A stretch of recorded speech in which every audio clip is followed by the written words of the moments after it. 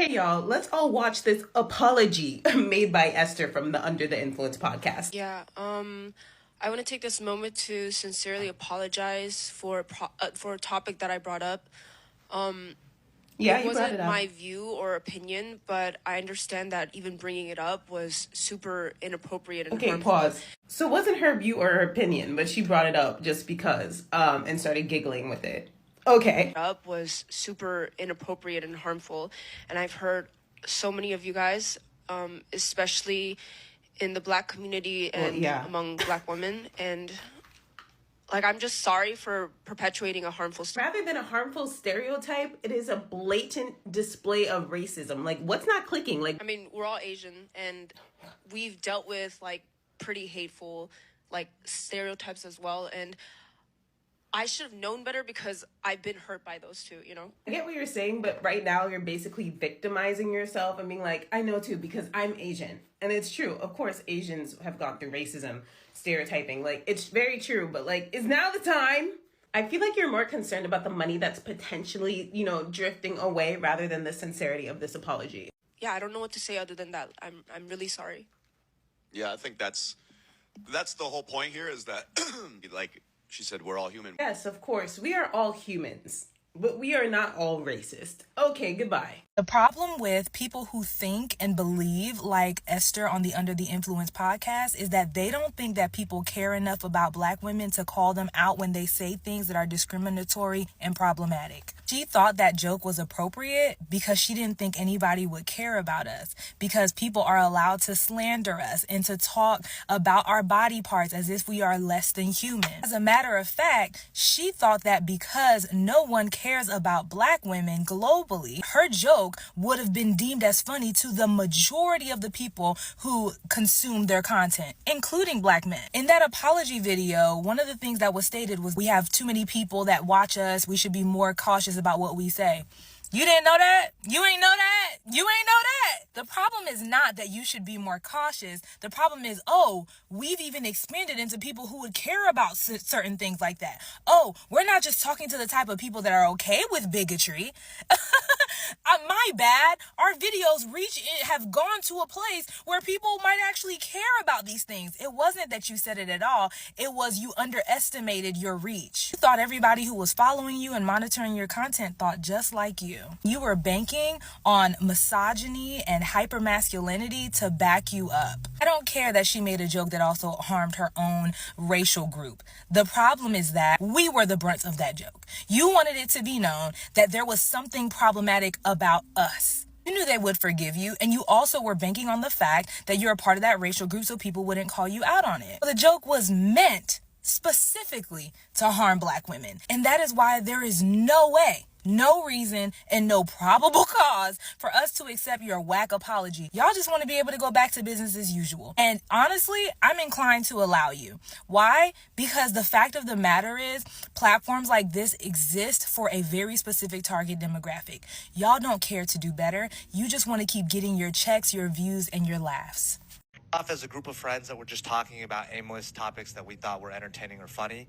And so we realized that because our audience has grown and we have a bigger platform, we have to be more careful with what we say and come more factually correct if we do want to talk about a topic.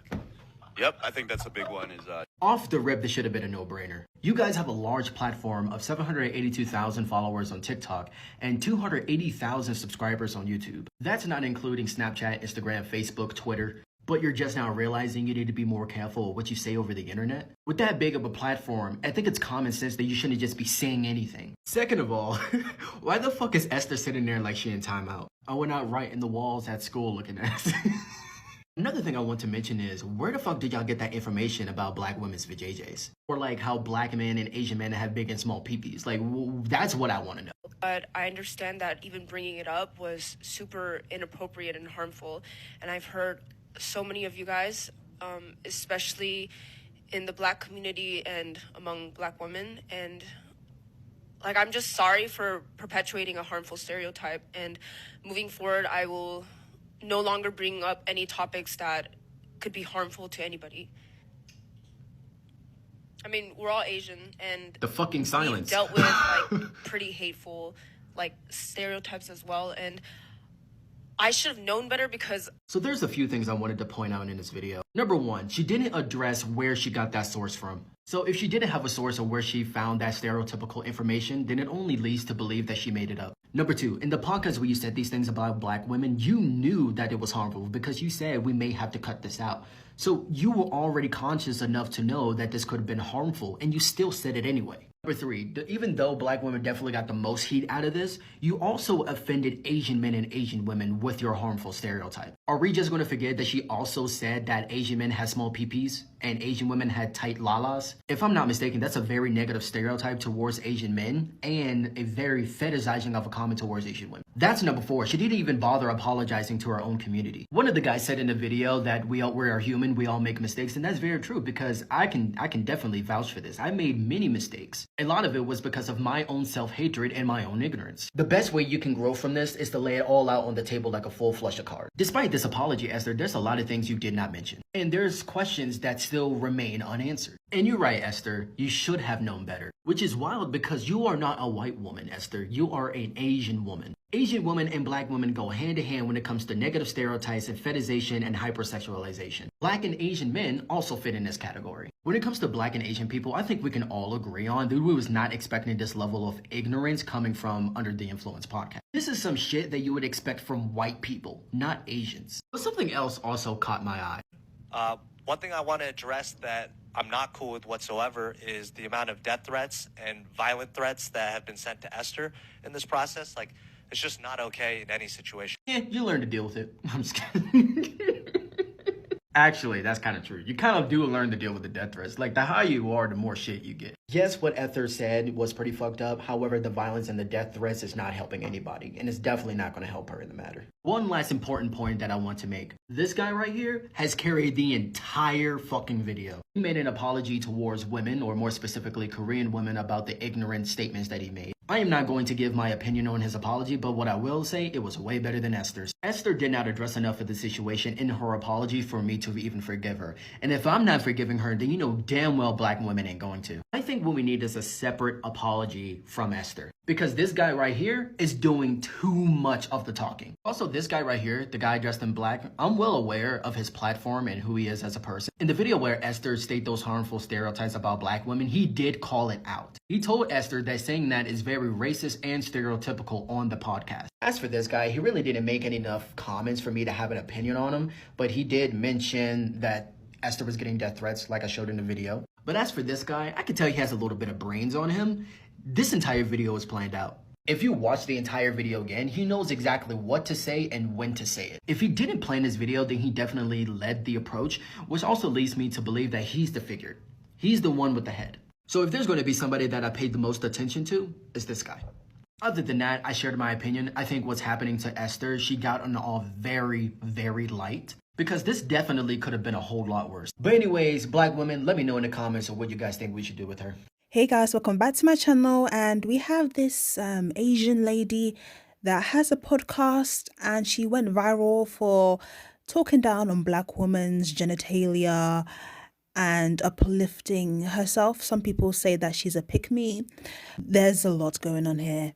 She has then apologized with I think other co-hosts or other podcasters on what she's done. Some people don't buy it. Some people say that she's not being specific with what she was saying in the apology.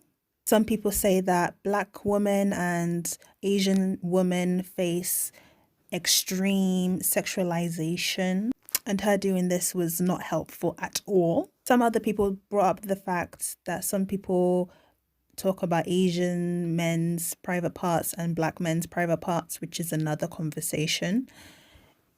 But it's the fact that she brought up stereotypically false information on the black genitalia. And also you have to be wise and careful what you say, especially if you're not in that community and speaking on another community. When you're not part of that community, you're gonna get extra lashings. You're gonna get extra smoke, and she is getting a lot of flame for what she has said and backflash on what she has said. So Yeah, it's such a shame. I haven't watched the clips because I ain't trying to hear that kind of information. But what I did hear was apparently she was talking down on black women's genitalia and of sorts, degrading it basically.